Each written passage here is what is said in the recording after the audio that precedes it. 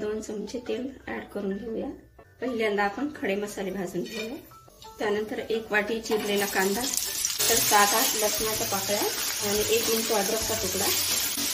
त्यानंतर लगेच खोबरा किस टाकून घेऊया। आता थंड करून ग्राइंड करून घेऊया।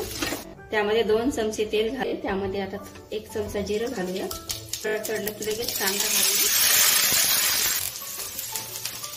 त्यानंतर 1 चमचा लाल तिखट घालूया।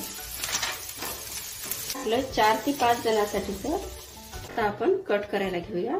3 चमचे तेल घालूया। आपलं तेल तापत आले त्यामध्ये जिरं घालूया। त्यानंतर धने पूड घालूया 1 चमचा।